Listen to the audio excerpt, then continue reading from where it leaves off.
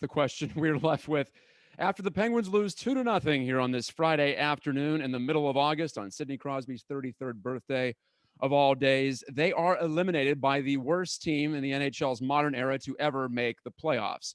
Big time caveat there because of the 2014 playoff, but still an ignominious distinction for this Penguins team that I thought came into this COVID delayed playoff with a lot of promise, and maybe not as a favorite in the East necessarily, but with Jake Gensel back, with everybody revved up and ready to go, with some of their older players, some guys like Crosby and Malkin and Chris Letang, recharged for what could be a 2+ month run deep into the fall. Never said that before in the context of the NHL.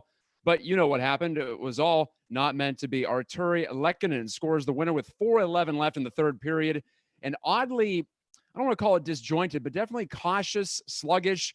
It was a game in which both teams looked afraid to make a mistake, and especially in the Penguins side of things, they were tentative. And I think they tried to control the game, but it didn't pan out because, well, obviously they couldn't generate enough. Third period, they got some looks. Finally, Crosby hit the crossbar most notably, but not enough chances to break down the door against Carey Price, who makes just 22 saves in the shutout. That's not the formula there.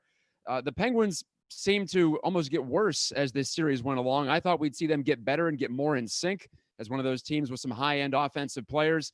This series in general never got going, and I apologize for the impartial viewers out there because we did not see the type of action that I thought we would see in this series. I think part of that was Evgeny Malkin not playing up to snuff. I think part of that was, generally speaking, the Penguins just not looking like they were on the same page. Outside of the Crosby line, Sid and Gensel were very good together, but I'd be hard-pressed to name anything really positive outside of that. Maybe a fine performance in the first two games from rookie defenseman John Marino.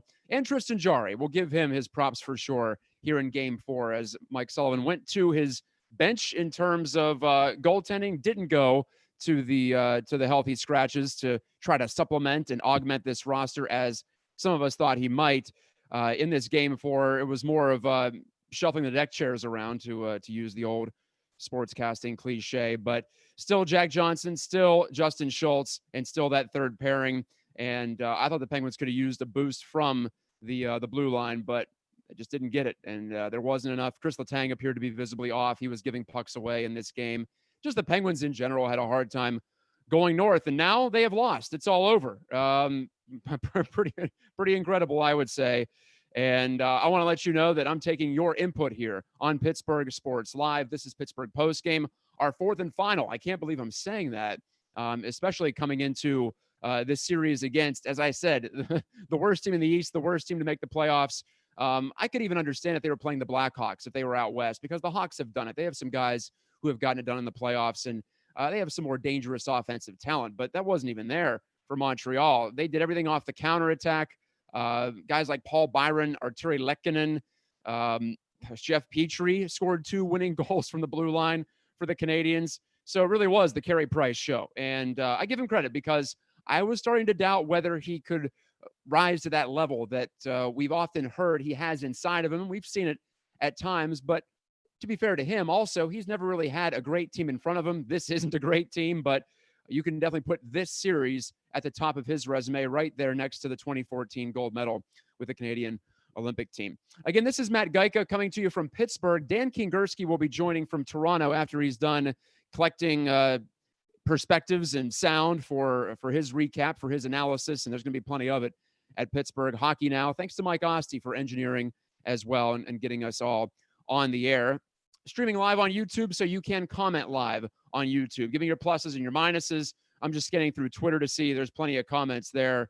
And not kind to Mike Sullivan in some ways, in a lot of ways, in fact. It appears improbably going into this series, I wouldn't have had that if they would have lost. But maybe I should have thought if the Penguins do underperform here, we're going to see people calling for Sully's head.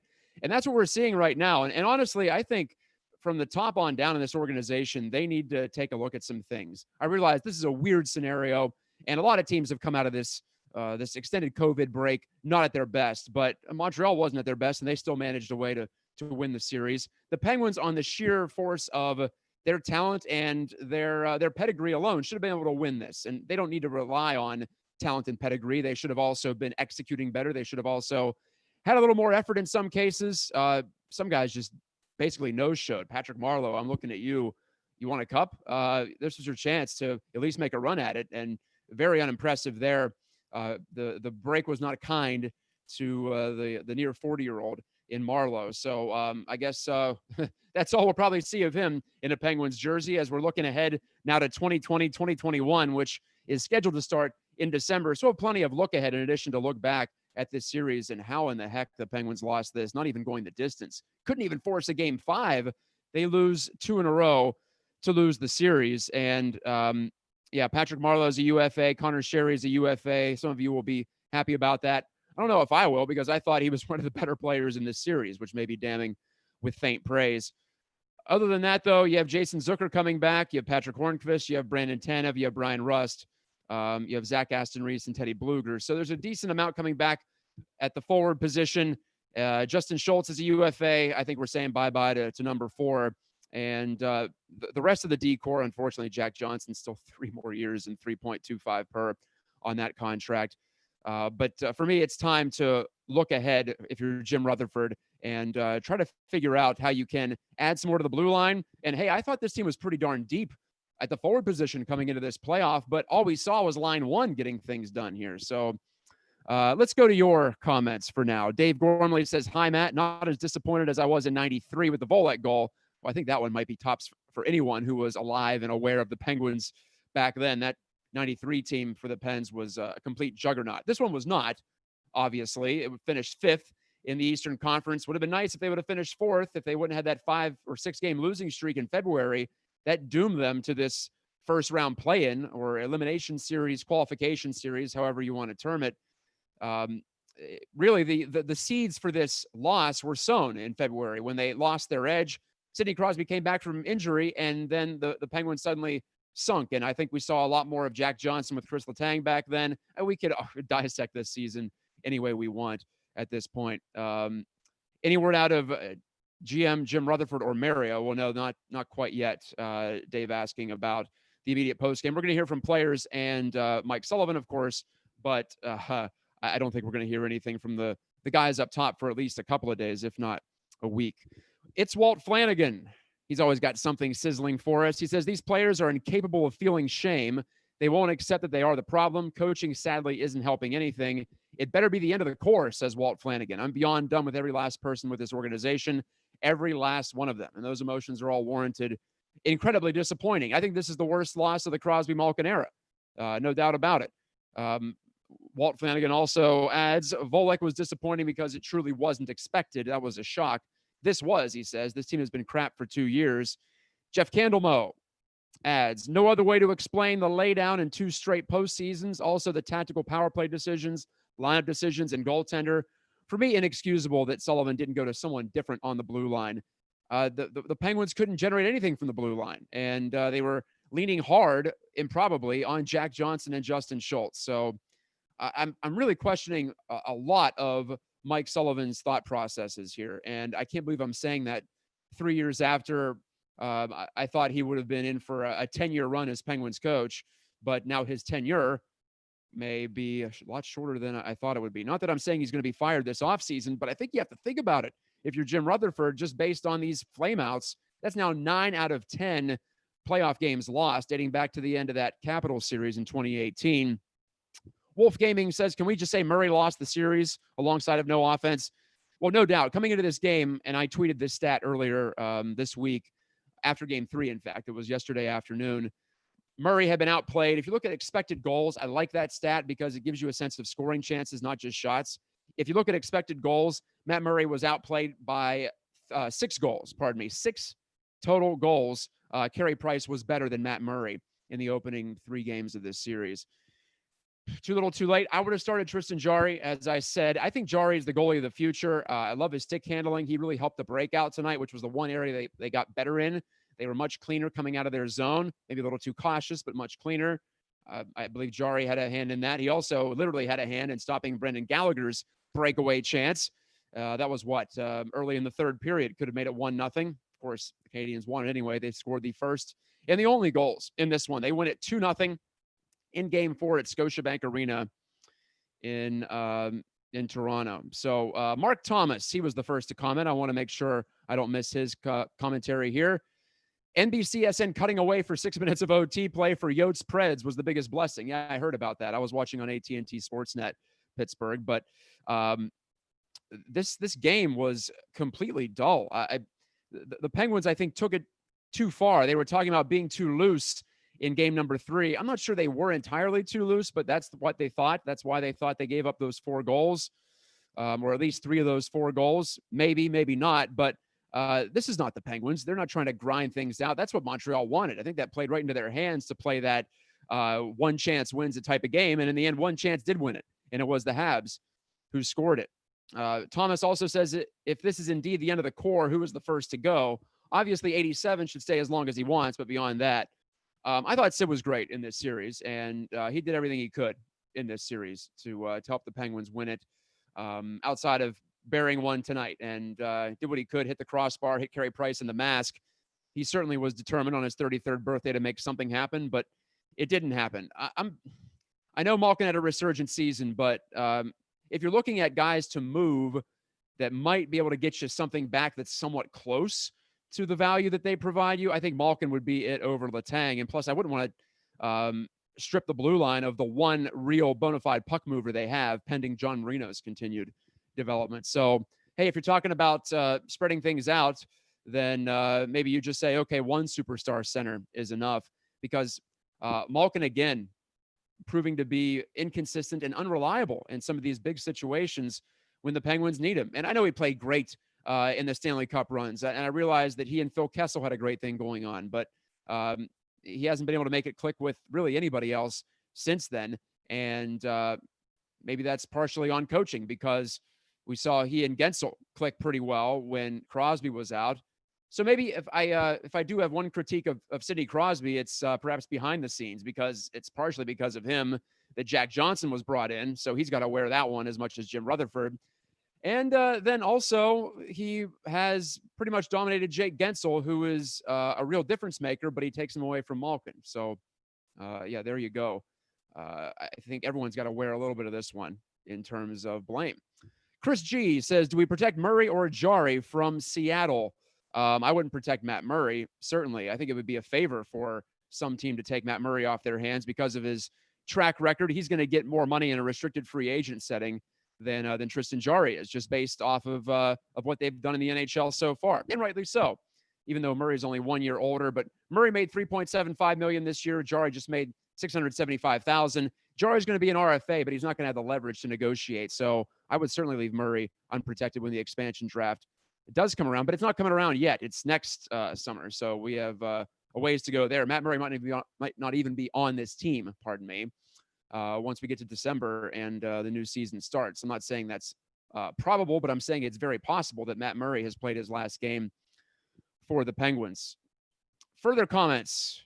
Derek Stewart, how many times did Sherry fall on the ice during this series? I'm kind of tired of this Sherry criticism, because he's one of the few guys who's creating anything out there. No offense to you, Derek, but I'm just sick of this garbage with, okay, he falls down. Yeah, he's not the strongest on his skates, but at least he's given it an effort every shift. My goodness.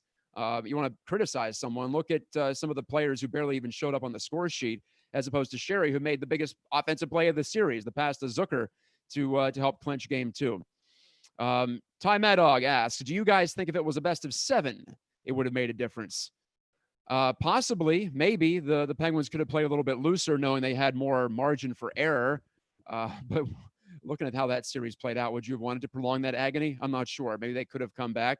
Maybe they would have played a little bit stronger tonight. Maybe they would have played not quite as determined to completely choke all the life out of this game as it appeared they had that game plan at the start, at least the first 2 periods. Maybe they would have let it hang out a little bit more. Maybe they could have scored a couple of early goals tonight and it would have been tied 2-2. Woulda, coulda, shoulda, though. It's really difficult to prove. Generally speaking, Ty, I think that the better team, I know the better team wins when the series are longer, but best of 5 should have been enough to eliminate the Habs. Walt Flanagan says, I know I'm hyperbolic, but seriously, what is this team's identity? Soft, skilled, but stubborn? Well, I think they're skilled and fast. I think they added some speed this year in Brandon Tanev. I love that addition. Teddy Bluger he was, I don't want to call him a revelation. He's still a bottom six center with limited offensive upside, but he certainly juiced the forward check. He gave them a great penalty killing option. So when they won the Stanley Cup, they weren't tough necessarily. They were tough in the sense that they played through things, but they were stubborn in a good way, I would say. In fact, so I don't think there's any easy answers here. I do think that the signing of Jack Johnson for me was the beginning of the end of that mini dynasty for the Penguins, because you need guys to get the puck up to the forwards. And I've said it on every postgame show in this series. I've said it over and over and over again.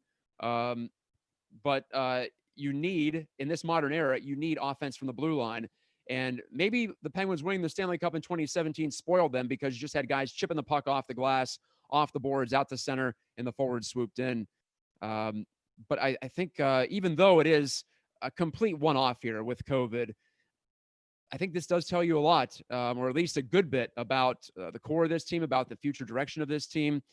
It's definitely time for some changes here. And, well, Rutherford's going to have plenty of time to stare at that salary cap sheet and try to figure out how to fit things underneath it. That's not going to help either, right? So maybe that does increase the possibility. The stagnant salary cap does increase the possibility that someone big like a Malkin or a Letang does get moved eventually. JM26 says, it was good while it lasted, but I think the core is too old now to carry us to more cups. They've lost their step, and it was obvious this series.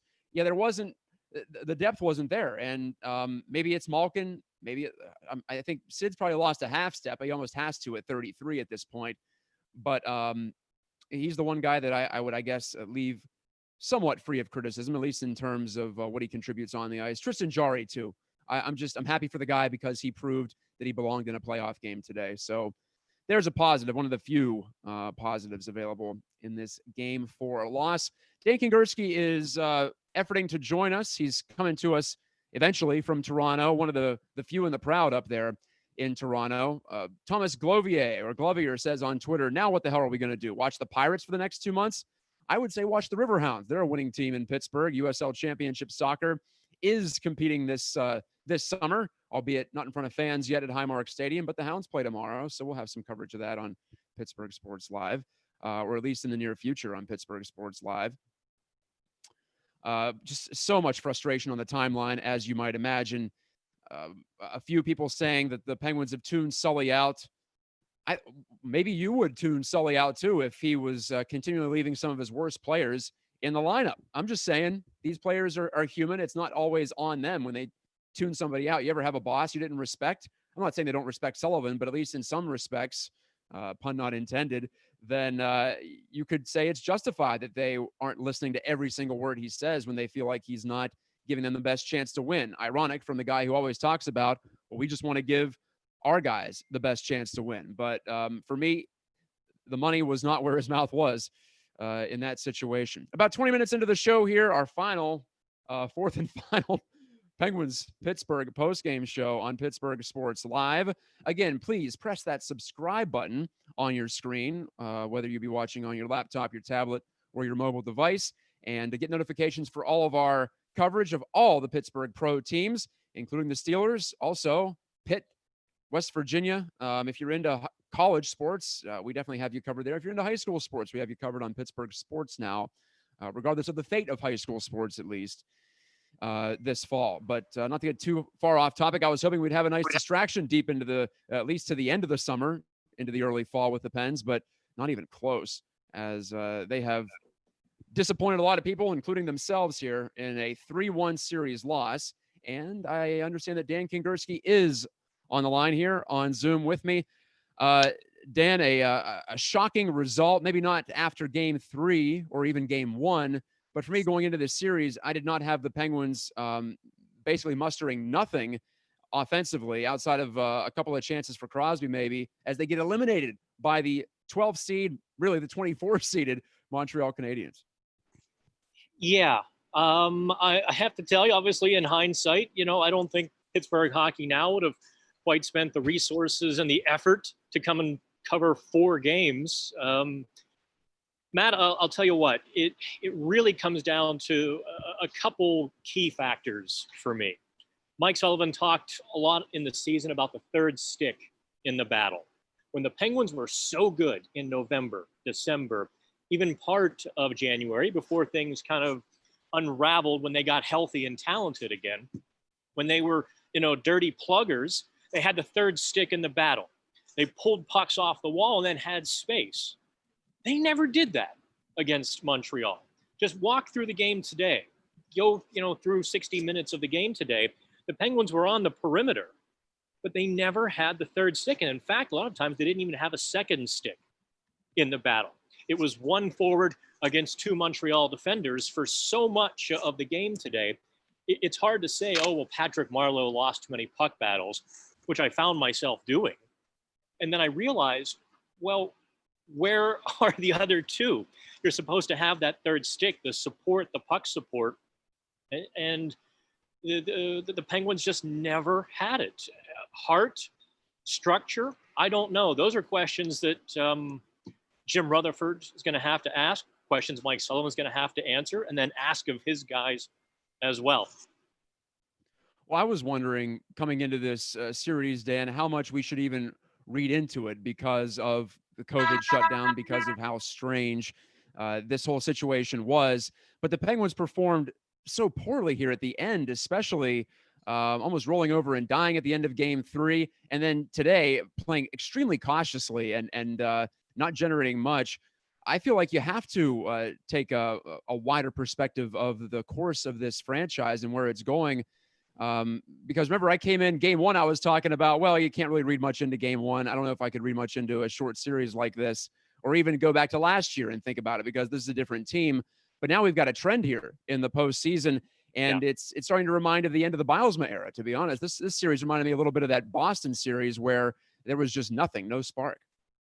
I asked Mike Sullivan that very question, a different version of it, different wording, but I said point blank, listen, you're 1-7 in the last 8 playoff games, or 8 playoff games in a situation like this. What happened? What's changed with this team that was otherwise so good under pressure and good in these situations? He kind of dodged, it's like, well, those other teams were very different. Those are 3 different teams. You can't read anything into it. Good competition, so on and so forth. But Matt, they had a full month of phase 2 workouts. I mean, it's not like they hit the ice 2 weeks ago for this game, like the phase 3 training camps. I mean, what phase 3 began, was it July 1st or July 10th or July, whatever it was, but they'd been skating together since early June, mid-June. I don't buy the whole rusty thing. There's just no way they should have been that rusty. Not when I watch Washington, Tampa Bay, Philadelphia, heck, even Montreal. Not when I watch those teams execute their system, execute the plays and play as they wanted to. There's no excuse that the Penguins couldn't do that. And they fell woefully short. And hey, it might happen out west too, with Edmonton losing the series and possibly getting eliminated tonight against the Chicago Blackhawks. But I was saying earlier on the show, Dan, I could understand that a little bit more because the Blackhawks have some guys who have done it in the playoffs. They have more high-end offensive talent too. The Penguins basically lost to Carey Price and a collection of interchangeable parts, in my view. No offense to some of these players, but Jeff Petrie had 2 game-winning goals in this series. Arturi Lehkonen gets the winner. Paul Byron had a couple of big offensive plays. These are not names that should be beating you if you have any kind of serious aspirations. Byron was an absolute animal. If that guy's a free agent or on the market, the Penguins would be wise to gobble him up. Yeah, the thing with you talk about Chicago and the other teams, Chicago was getting better and better all year because they're really a very young team. And Columbus, they're just built for the postseason. They were decimated by injuries this year. Had they been healthy, they would have been a playoff team, or at least, right there in the mix, and they still were. So it's not surprising that tough and rugged Columbus team is kind of hammering Toronto, which is kind of a fair-haired, softer offensive team, not really built for the playoffs. So those things really aren't surprising to me. what was surprising is just how little the Penguins executed, or how little they did. You can talk about Carey Price stealing game one, and he did. You can say how good he was in game three, and he was. But the Penguins didn't rough him up. The Penguins didn't make that play that separates winners and losers. And so consequently, they're in the losers pile now. One of the questions we got here from Walt Flanagan on the chat. Hey, Walt. Yeah, he's certainly firing away, as you would imagine. I think we all are, wondering exactly where to go here. Comments with you. Well, he was saying that, what do you think the Penguins' identity is? And I was saying I thought it was speed and skill when they won the Stanley Cups, but they had a good amount of mental fortitude, and for me, that's just been lacking here. So I wonder how that goes away. Is it just self-satisfaction? They won a couple of cups. For me, a guy like Evgeny Malkin was almost a no-show in these last two games. I wasn't even crazy about his game in the first two, even though he got a ton of shots on net. I think for me, Malkin's got to wear a lot of this. I think that Mike Sullivan has to wear a lot of this too, just because whether it be tactics today, I don't know if he wanted them to play more cautiously or what the strategy was there, but it didn't pan out. I think at some point you had to sit either Jack Johnson or Justin Schultz.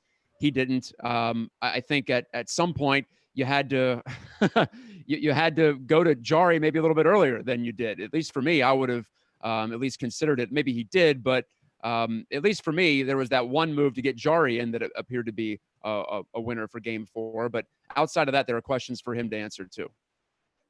Yeah, I mean, we could have talked to him for an hour. I mean, right? Yeah. I think if they had started Jari in the series, if Jari played the rest of the series as he played today, you have to wonder the different result, because Jari was really good today. I mean, those saves on Gallagher in the third period were top notch. And quite frankly, big picture, Matt, I think if the Penguins had any questions about Jari in the future, he answered them in spades today.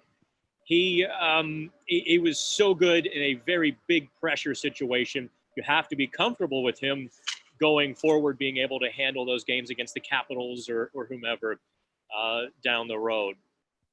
I don't know if you take out Justin Schultz, or who you're going to lose your second power play quarterback, and Chad Ruedel maybe would have been a bit better defensively. I think Schultz was an abomination in the series. I know the online intelligentsia are sure that Jack Johnson cost them the series, but when you break it down, you saw the mistakes that Schultz was making, leaving his men who scored the goal, and Jack Johnson standing there. So of course it's his fault, but Schultz did not do himself any favors whatsoever with the season he had or the playoff series. But I don't know that Ruedel would have really helped either for Johnson or Schultz. Or Juuso Riikola, kind of a rock and a hard place situation, I guess. Yeah, I suppose. Well, we'll get another chance to look at Juuso Riikola next season, as he's still under contract. So maybe he's an option into the future. I thought he signed a 1-year RFA deal. No, you're right. You're right. He is an RFA this offseason, which has already started for the Penguins. Hey, let's look ahead, because there are some guys coming off the books here, Dan. Obviously, Patrick Marleau, he was just a rental at age 40. That didn't go as planned. Connor Sherry is also a UFA coming up here. I would think about re-signing him. I think he's a good fit for what the Penguins do. I like his tenacity. I thought they should have never moved him off the top line going into today's game, because really there's something to that Sid and the Kids thing. Yeah, I don't think Brian Rust added anything that Connor Sherry wasn't doing. But Rodriguez, McCann, Lafferty, and Dominic Simone, all RFAs. And on the blue line, it's Justin Schultz as an unrestricted free agent. And then there's the goalie decision, obviously, too. So with the salary cap staying stagnant, the decisions were already going to be tough for a cap team like the Penguins. What do you think might be the most difficult player to lose out of those free agents I just rattled off there? None. None? None. Quite frankly, you get spanked in 2 consecutive post seasons. You draw a circle around your couple or a few players. Obviously, Crosby, Malkin, you draw a circle around. And even then, I'm not entirely sure about the latter. As I say that, probably, but you probably draw a circle around Malkin, Crosby, Letang. Jari will be your goalie. Dumoulin is a wonderful left side defenseman for Letang. Marino obviously will be around for a while, and Pettersson is signed. Other than that, there's not much the Penguins need to keep around. Oh, Brian Rust and Jake Gensel, of course. Mm-hmm. You get to pick one, Connor Sherry or Dominic Simone. You really don't need both of those guys. And to be honest, I don't know that they need Connor Sherry. If he can't play on the top line, he really doesn't have much of a spot in the lineup, and you don't want a 30-point guy on your top line. So there's that to consider, even though they've had Dominic Simone there for a couple of years. Patrick Marleau, obviously, there's no chance he comes back. Jared McCann, I would actually put on the bubble. I thought he was a bit disappointing this year. Mm-hmm. They asked him to be the third line center, and he played like a conservative fourth line center. So there's that, and you've got Teddy Bluger, who's really good with Brandon Tanev, and they can make a lot of changes, and it can't get any worse, I guess, is what I'm winding to. I'm just going to angle straight at it here. Maybe the problem is the core, Dan. Maybe it's finally time to make a move on one of those big three. Actually, no, I would not move Crosby. I thought he was their best player in the series again. That's not going to happen anyway. But Right. With the no trade, that's the issue, right? The no trade clauses that these guys have. But perhaps you could talk them into it. If I had to pick one, Malkin or Letang, I would take Malkin because I don't want to completely hamstring the defense and take away your one real puck mover that you have back there. So if I had to go out on a limb and say, well, you need to move one of these three, I guess I would go with Gino. I'd go with number 71, just because of his inconsistencies, his ups and downs. When he's good, he's good. And I give him credit. He bounced back this season. But after the break, there wasn't a lot there, not a lot of runway to get ready to go. But you know what? It was enough runway for Sid to get ready to go. So I'll leave it at that. I think you're right. Look, let's be honest. In 16 and 17, Malkin was really injured, and he was kind of out there as a decoy, or out there as a figurehead on the second line. Couldn't shoot or couldn't skate in those 2 years because he was so banged up. He's been missing more and more games every season. He's going to be missing 20 or 30 games. I have to be careful what I say because people might interpret it as a rumor or something. I'm not reporting anything, but I am speculating. That's an honest conversation to have. He's 34. Does he really want it anymore as a second fiddle? And if he has a chance to, say, go to Florida, who kicked the tires last offseason, I don't know that, especially given his wife's interview, a few months ago in the Russian publication. She said he's in Pittsburgh for life, but she'd like him to go somewhere else. Yeah. We've all had spouses or people in our family say, I want something else. I mean, look, Janet Jones-Gretzky, look no further there. Mm-hmm. So I don't know. There's going to be a lot to talk about this offseason. Failure always invites a lot of talking and guessing and moving. It feels like we just had 4 months of off season. We're about to have, checking my watch, at least 3 months of off season before they get back to training camp. Don't remind me. I struggled. And I fought. We published every day at Pittsburgh Hockey Now, every single blessed day, multiple times a day usually. 3 more months of this. Yikes. Well, at least the draft lottery is coming up next week. So the Alexis Lafreniere debate will rage on if one of these teams that gets knocked out, like the Penguins or maybe the Oilers, maybe the Maple Leafs, end up with him. So that'll be fun next week if that does come to pass. Oh, boy. The league already hates the Penguins. I should say the league's fan base already hates the Penguins for winning the Crosby sweepstakes and having Crosby and Malkin for 15 years. Just imagine if they get Lafreniere. The Penguins are going to have the most merchandise sold and the most haters simultaneously. All right, Dan. Well, give the listeners or the viewers out there, they might be listening. They could just be, they could be wallowing in the misery and watching something else while they have us on. But what do you have coming for us on Pittsburgh Hockey Now in the aftermath of this? There's no other word to put it, catastrophe for the Penguins.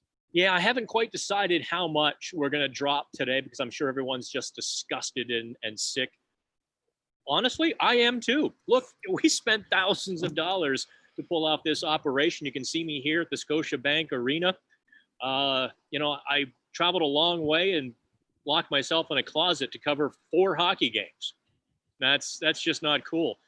I'll be doing some work for Boston and the Islanders sites, but well, that's good. That's good. Yeah, not an entire waste, but it's I'm a little salty, a little raw as well that the Penguins turned in such a bland performance for the better part of 4 games. But we're going to spank a few people. There is just no question about it. There's enough players who earned a good spanking, who also earn good paychecks. So I guess we'll leave it at that, and I'll decide how heavy of a paddle I choose to swing. All right, that's Dan Kingerski for the 4th and final time this week from Scotiabank in Toronto. As he mentioned, he'll be chiming in on Boston Hockey Now and Islanders Hockey Now. So check out the National Hockey Now network is what I'm trying to say. It's building, it's growing, and pretty exciting stuff for Dan and the crew there. Also, again, subscribe to Pittsburgh Sports Live. We'll continue to have some Penguins video content as we go into the second off season of 2020, improbably. For Dan Kingerski, this has been Matt Geika saying good night. God bless, and we'll talk to you on the other side whenever the next Penguins game is. Going to be close to the holidays. Hard to believe here on Pittsburgh Sports Live and the Pittsburgh Sports Now family of sites. Good night.